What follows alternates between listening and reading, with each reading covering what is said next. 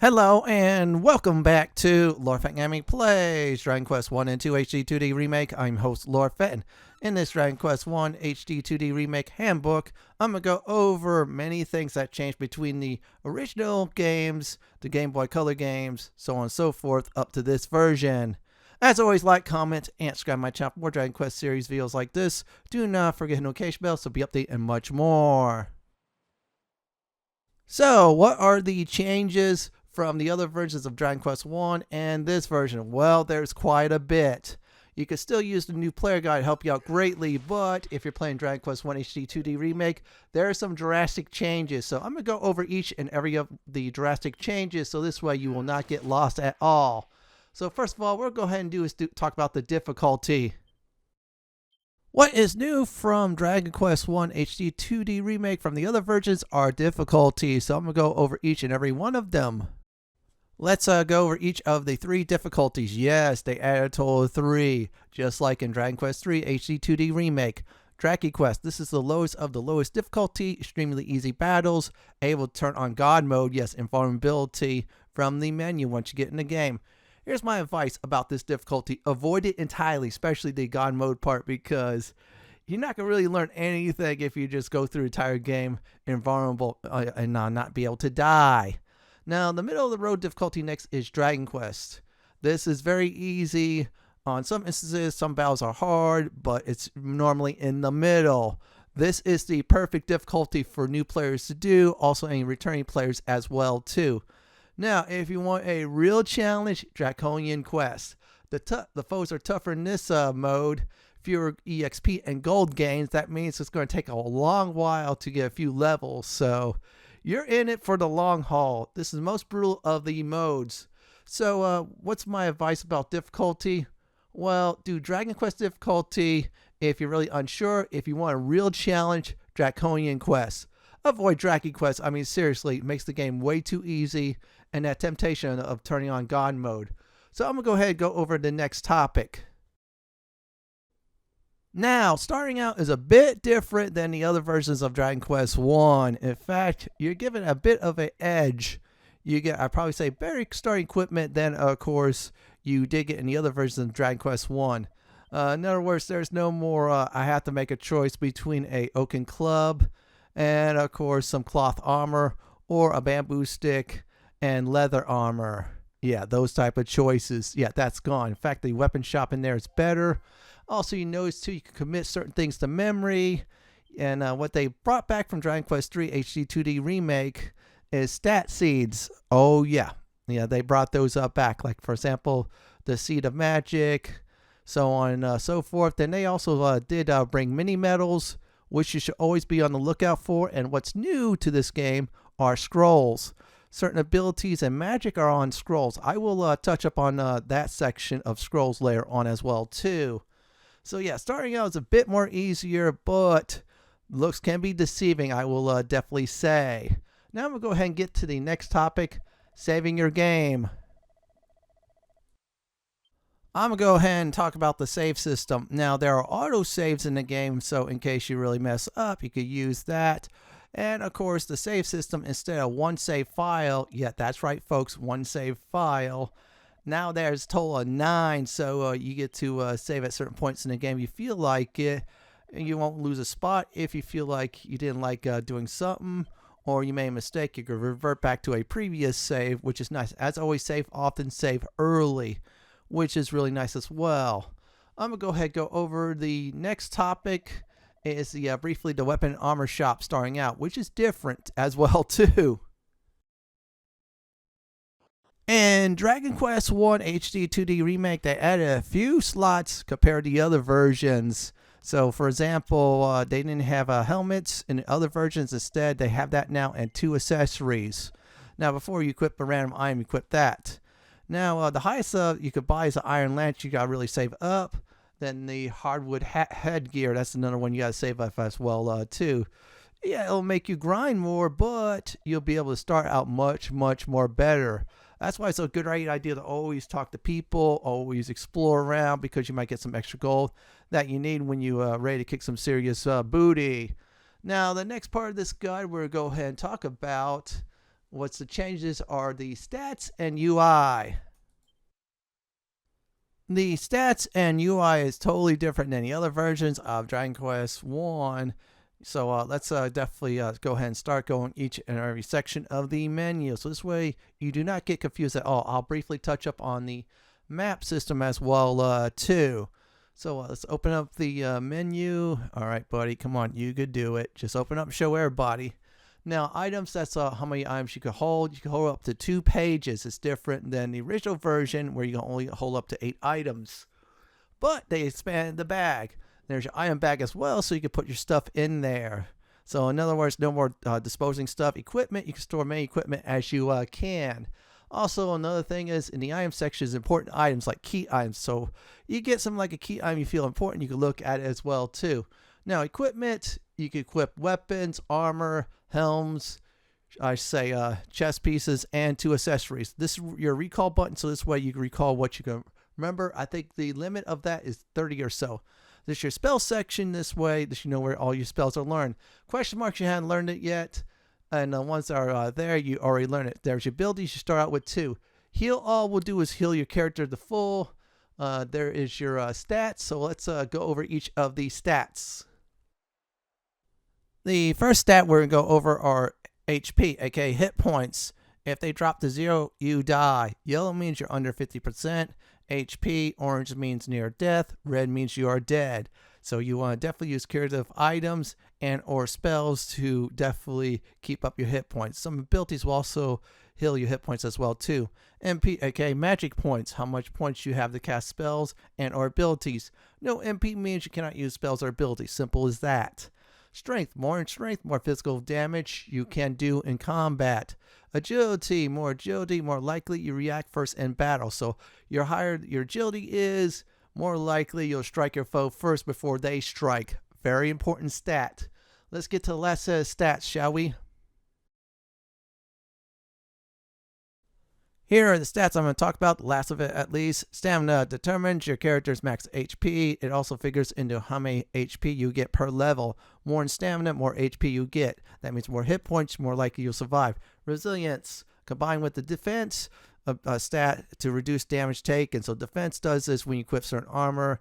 It reduces some damage. Now, like I said before, combined like resilience, you reduce much more damage. So if a foe likes to hit you very hard and your resilience is really high with some good gear, yeah, that damage, most of it will get shrugged off. Wisdom affects the power of spells. It also figures in how many MP you get per level. So if you're more of a caster happy person, wisdom is the way to go. Luck influences resistance to stats elements and may boost critical hit rate and physical attack performance. So more in luck, more likely you get a critical hit. That could be from physical damage, and then later on certain items will boost up that in spells as well too. Also abilities too. That's about it for stats. Now let's go on to the same section of stats and UI changes. Now on the upper left hand corner of this menu part, this tells you your current level, which is level 1. This character, Erdrick's Heir, that's the title. Experience, how much you have total. EXP, next level. So if that drops down to 0, you just gain a level. And leveling up is the same as the other Dragon Quest games later on, especially Dragon Quest 3 HD-2D Remake. There's your attack, your defense, max HP, max MP. So this way you remember what's your max on your current level. There's also your equipment as well too. This your spell section is what you learn of all spells in the game. Same thing with abilities as well. And now we're going to talk about tactics. I'm going to go ahead and say it. Put it on follow orders. The other stuff makes you super lazy. Seriously, you should be in control. No one else. You control your character. You should control your character in combat. That's why I always tell people hit follow orders. Don't, of course, do the other stuff because, yeah, some of the other stuff you might not like at all. Yeah, so I'll repeat it one more time. Control your tactics. Another, and also same thing as that as well too. I would say use all, use only equipment, blah blah blah. Traveler's tips. This is where some tips are. Now later on in the game, you get a certain item or items. You want to look into that. Shortcut commands. You can add certain things. You add spells, abilities, healing items, even the world map too. Might not be useful now, but use it later. Here's information. Number of monsters defeated. Item list, there's your current monsters there first. There's what type of items you currently did get. And there's your equipment, how much equipment you definitely found in the world. All this is useful. There's your spells and abilities you definitely learn, and all other stuff as well too. Also, how much hours you did play. Now, system settings. This will set up battle speeds, for instance. Suggested commands. Remember commands if you want to go that far. Display, if you want to see how you set up your display. Same thing with audio. You want to turn down the music, go ahead and do so. And also helpful stuff. You keep the other ones on set for objective ones. There's your difficulty. Now, there's your God mode there. Don't turn it on. Keep it off. You'll decide to play Draki quests. You go old school by turning off recovery. There's also your text speed if you want to change it. I probably say faster normal is the way to go. Language setting if you want to play, you want to hear in Japanese. Keyboard if you're playing on a PC, and other buttons as well too. Now, I'm going to go ahead and show you the other stuff that's graphics. You can stop and also return to the game too. And there's your map there. You can zoom in the map. You can zoom in the world map. You can look at that. It also tells you how much gold you currently have and how many mini-mails you have. That's about it for stats and UI changes. Let's get to the next section of this handbook. The world of Dragon Quest I HD-2D Remake is totally different. Yeah, in the other versions, there were no sparklies on the ground. There's no secret spots at all. Instead, you fight your enemies, and that's about it. Now, this time, yeah, you can find items on the ground, like for example, this. Some of it will help you out. Others you could use definitely to sell. Now, you want to always do is to be on the lookout for anything sparkling on the ground. Number one. Also, secret spots. That's really important due to the fact that many secret spots could have either A, mini-mails, B, scrolls, or C, some good loot. Sometimes you bust out, but that's all right. That's how this game is sometimes like that.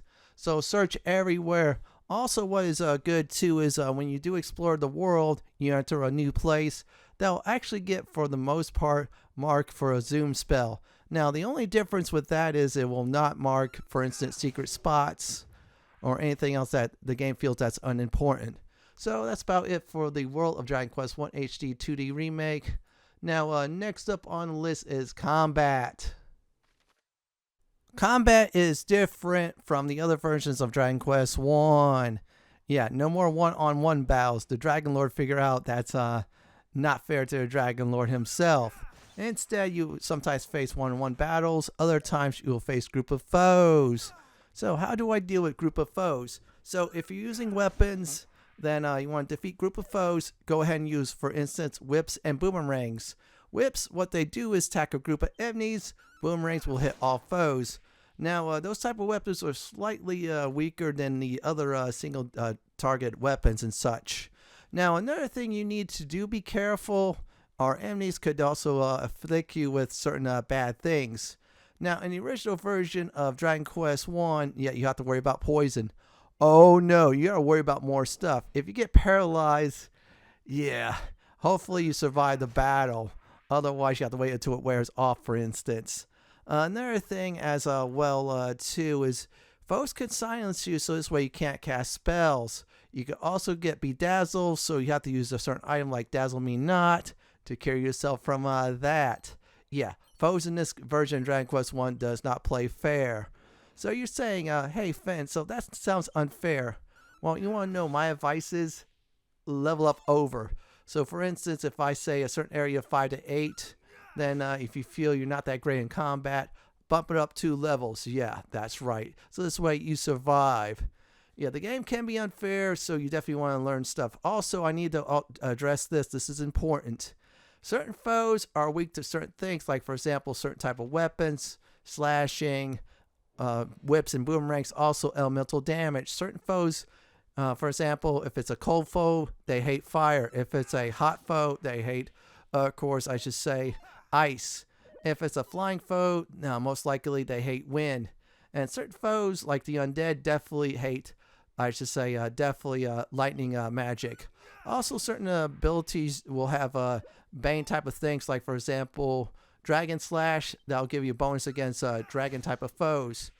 Know what type of foes you face in combat, know how many there are, and then know what tools you have in your toolbox, so this way you take full advantage of battling in this version of Dragon Quest 1. Now, next up, we're going to go over are the spells and abilities. It's going to be quite a lot for that. In Dragon Quest 1 HD-2D Remake, they expanded on spells, they added abilities in this version of Dragon Quest 1. Some of your abilities you could definitely use to hinder foes, buff yourself up, or wreck your foes entirely. So the first section we're going to go over are the spells, after that abilities. I'm going to go over the spells. Now please note I will not do souped up spells. That you will have to discover on your own. So first of all, Sizz, hit a group of foes with fire. So this does fire damage against one group of enemies. So if a foe's, I should say, weak to fire, go ahead and use it. Sizzle, like Sizz, but much more powerful. Cut Sizz, like Sizz, however, really much more powerful. Next up is Zap, does lightning damage on a single foe. Zapple, like Zap, but much more powerful. And last but not least is Kazap, does lightning damage on all foes, extremely OP once you get it. I'm going to go ahead and tell everybody a trade secret. Once I got this spell, I was grinding like crazy with it for a while. Even did some gold farming against a certain group of foes. So once you learn it via leveling up, go ahead and use it. Insulate, this protects from breath attacks, really useful against certain bosses, like for instance certain dragons. Fizzle, silence foes. If they're spellcasters, they cannot cast magic. Now, be warned, some foes are actually resilient against that, so do be careful on this. Let's get to the next set of spells. In this next section of spells, we'll talk about snooze, put a group of foes to sleep. Now, it doesn't work always against bosses. Some are really resistant against that, so be careful. But still, if you can put a boss to sleep, take full advantage of it. Heal, restores 30 hit points. So this is one of your first heal spells you should get. Mid-heal, restores 75 hit points. Zoom, return to places you previously visit. So if you want to go back to Tangel Castle, go ahead and hit the zoom spell and select that. Evac allows you to exit a dungeon. So if you're in a deep dungeon and you need to get out of there real quick to heal and such, evac away. Then use the zoom spell since it costs 0 MP. Yeah, they put 0 MP on that. Holy Protection, protects against weak foes. No fights against them while this is on. Really useful stuff. So if you're a little bit over level, you don't want to fight any enemies, or you just want to rush through a dungeon, if you're a little bit over level, Holy Protection all the way. It works everywhere. It's not like the original game where it only works, I should say, outside the world. Peep can ID an item on what it does. It also tells you if the item is cursed, how much of its value, who could equip it. Now in this game, only you could equip anything, basically. And also check out chests to see if it's a foe. So if it's like, for example, a cannot box and it's red, that means it wants to kill you. If it's a blue color, loot away. Now I'm going to go ahead and cover spells that you find via scrolls. This following section, you'll learn spells. When you find a scroll, simply use the scroll like an item, and then you see the whole group of arcanic symbols above your head. That means you learn the scroll spell, of course. That's the same thing with abilities as well, but let's focus on spells. Crack, hit a single foe with ice damage. Very nice. So if an enemy is weak to ice, go ahead and do that. Crackle, hit a group of foes with ice damage. Much more powerful version than Crack, but this time also as well it hits a group of enemies with ice damage. So if a group of foes weak to ice, fire away. Crack, hit all foes with ice damage. So if any foes, every single one of them is weak to ice, you get some bonus damage. Much more powerful than a crackle spell. And for those of you who wants to know about, I should say, spell highlights, is this. If it's like a light blue, that means they're resistant to it. If it's a, I say light gray, that means it's average damage. If it's like a red hue above the enemy's damage when they take from spells, then of course they are weak to it. So I just want to roll that in. Magic Barrier, half spell damage. So if certain spells, like for example, Crack, you're about to get hit with it, you have Magic Barrier, you cut that damage in half. Snub, nullify spells cast on one ally. This will protect you against certain spells. Now before, here's a fun fact. Snub used to snub enemies out. You get no EXP, but this time they changed it. More heal, heals 165 hit points. of damage, so that'll heal some damage. Best heal spell in the game. Reheal regens HP in battle, so it heals up a little bit hit points each round until it wears off. Let's get to the last set of spells via scrolls. Now let's talk about Safe Passage. Protects you against swamps, aka marshes, and electric floors for a limited amount of time, so you take no damage from that. This is really useful because there's some certain places that have a lot of swamp there, or worse, electric floors. Electric floors should take more damage. You decide to go through it. It could kill you. Snoop reveals loot on the minimap and also around you. So if you see a little sparkly there on the minimap, go to it. If you hear a sound, that means there's a sparkly on the ground. Use this like crazy once you get this, because you can look around, get what you need, making treasure hunting a lot more easier. This is it for spells. Next up are the abilities. For abilities in this section, you learn via leveling up. Cattle Prod does heavy damage against one beast type of monster. So as one beast monster you face, you hit it, it does damage. So if you're facing beast monsters, use this. Flame Slash does fire damage against one foe. So if any foe's weak to fire, for example, go ahead and put them on fire. Dragon Slash does heavy damage against one dragon type foe. So if you're facing a dragon that's one in a group of 3 dragons, you do heavy damage against that, then you move on to the next dragon with that. Gush Slash does wind damage against one foe, so if any foe's weak to wind, go ahead and use that against that said foe. Lightning Slash does lightning damage against one foe. This is really useful because some bosses are actually weak to lightning. Falcon Slash does 2 quick hits against one foe. Now here's the deal. I'm going to go ahead and give you a trade secret. This is useful against a certain type of foe I'll explain later on in the video. Let's move to the next set of abilities you could get via leveling up. Next up the bat is Giga Slash. Hits all foes with lightning slashing damage.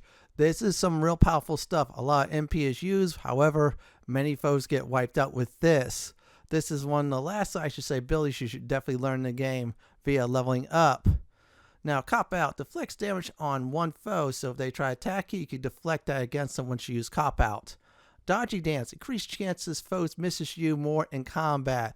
Pop Dodgy Dance, then they won't hit you much. Real useful against long boss fights, I'll tell you. Defending Champion, reduce most damage in one round. Now, if you feel a foe's about to do a super attack, pop Defending Champion, and then once that hits, and then of course that foe's damage will be reduced greatly. Now I'm going to go to the abilities you can learn via scrolls. Here's the next set of abilities. Now this time you learn from scrolls all over the world. Miracle Slash does 1.3 damage on a single foe. Now when you do the damage, heals a certain amount of HP. Now more damage you do, more you get heal from it. So if you do a critical hit with this, you get heal a lot more. I'm going to go ahead and say it now. This is really useful when you cannot cast heal, mid heal, or more heal. So go ahead in the ability menu, you can use that. Undead Undoer does heavy damage against a single undead. So if there's an undead foe, go ahead and hit that undead foe with this. Real useful against certain bosses who are part of the undead family. Demon Demir does heavy damage against one demon or devil type of foe. So if you're facing a demon or devil, go ahead and pop that sucker on that. You do a lot more damage. Attack Attacker hits one foe with normal damage, and at the same time lowers the foe's attack. Sometimes it doesn't work, but when it does, it drops your attacks greatly, and it'll help you out big time. I'll move on to the next set of abilities you can learn via scrolls. Next up the bat is Crackle Slash. Does ice damage against one foe, so if a foe's weak to ice, go ahead and pop it. Meditation. Now this is emergency heal. Heals 500 hit points in battle. This is a battle only ability, so if you need a heal, go ahead and do so. Focus Pocus regens MP each turn, so you get some MP back until it wears off. Really useful again for long battles. Muster Strength greatly increases your damage in the next round. I'm going to tell you right now, I pop this sucker. After that, I go crazy on foes from time to time. Wild Side. Attack twice per round until it wears off. This is one broken ability that came back from Dragon Quest III HD-2D Remake, making an appearance in both versions of Dragon Quest I and 2 HD-2D Remake. Really OP stuff. Pop this sucker first and then have some fun. Of course, after you're doing your buffs and such. And when you do wild side, I'm going to say as well, if you, for example, do Dragon Slash, you do that twice.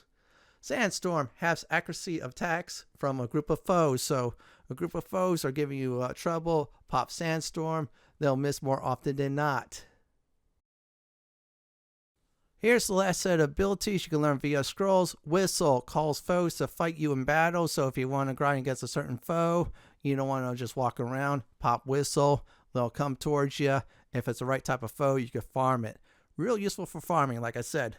Padfoot, for a limited amount of time, able to avoid combat against all foes.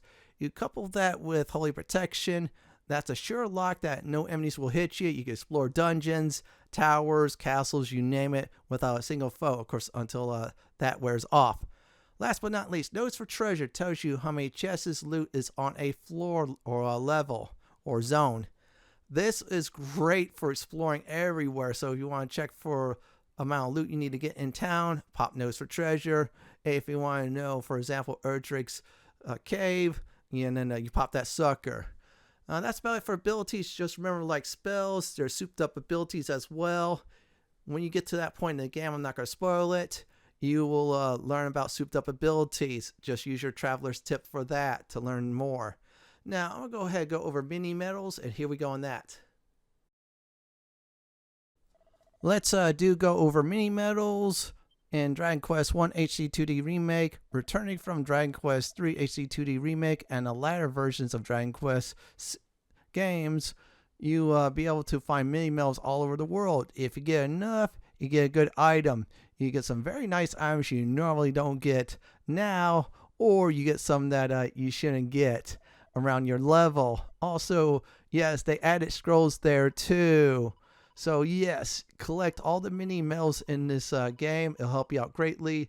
Now the cap for those is 40. So once you get the 40th mini medal, what happens is you're done basically. And that's about it. Now this next section I'm going to cover is leveling up.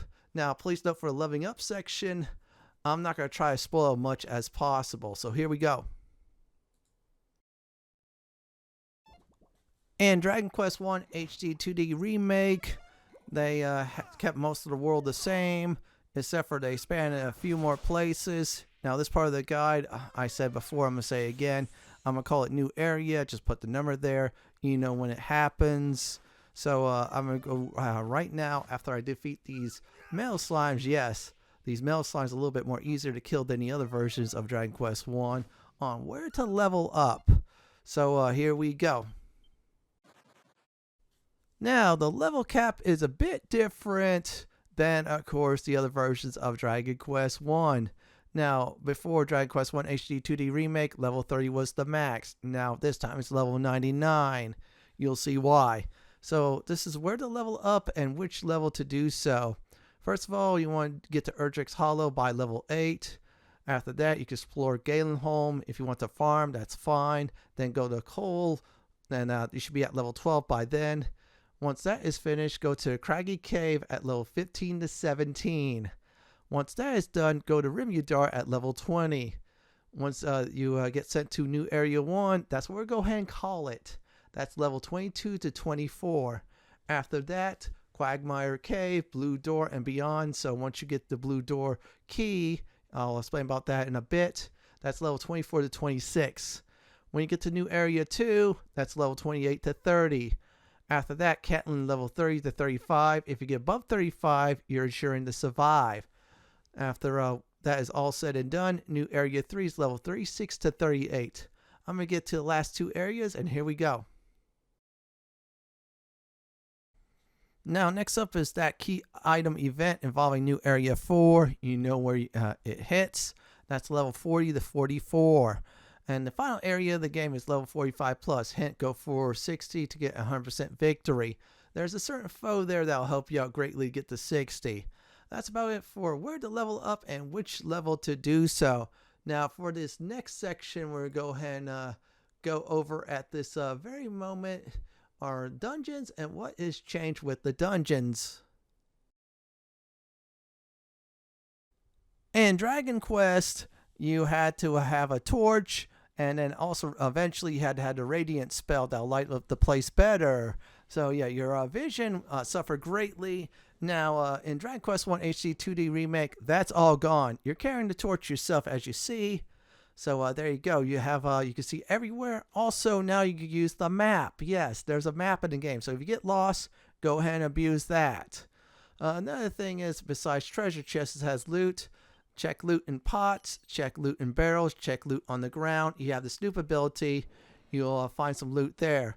Enemies will attack in groups. Also, if you have the peep spell, check out treasure chests. Now, explore everywhere in dungeon. You may never know. If you want to skip certain encounters, use Holy Protection. Or if you want to, the Pathfoot ability too. That's about it for dungeons. Next up, I'm going to talk about are the keys. Here we go. Now, if you remember Dragon Quest 1, the other versions, you only had one key, which is the magic key. And you can only carry up to 3 of them or so. Maybe 3 to 6, depending on which version you play. Now, this time around, they changed it entirely. So this way you kind of streamline into going to certain areas. You can't go through an area until you get a certain key. I'm not going to tell you the name of the keys since they're different this time, but I will tell you the 3 type of I say locked chests and locked doors. So first of all, you'll get the key for the red doors and chests. Yeah, you'll expect to get that early in the game somehow. The next set of key is the blue key and blue chests. Now that'll open up not only the blue key and chests, that key, it'll also open up the red chests and red doors as well. And last but not leastly is the dark gray / black key and key. That will open up dark gray black doors, also chests as well, like that too. Now that key opens up everything. So as you progress through the story, that means if you're at a stopping point, you have to look for said key. So keep on searching, and when you get the key you want, then of course go back to the previous areas and loot the sucker up. Now, next part of this handbook we're going to talk about is gold farming. The next thing I'm going to go ahead and talk about is farming gold in Dragon Quest 1 HD 2D Remake. The foes, for the most part, some of them are the same to get some gold. However, this time around, they gave you an extra edge. Unless you're playing Draconian Quest difficulty, then that edge goes bye-bye a little bit. Now, you see there's an item that you do get when you get said item. What happens is it boosts up your gold drops. Be on the lookout for that. As for a foe, if you spot a foe that drops a lot of gold, stay in the area to farm it until you have enough gold to buy some stuff in the shops. Yeah, and it can get expensive, just like the other version of Dragon Quest 1. Same thing as weapons and armor as well, too. So farm, farm, farm if you need the cash. Now, I'm going to go ahead and go over some final advice before I end this handbook guide. Here are some final advice before I do end this handbook. So first of all, you want to make sure you level on up. That's very important. Reason being is this here. Because the more you level up, more likely you survive. Same thing as getting gold. So this way, more gold you have, more equipment you get as well too.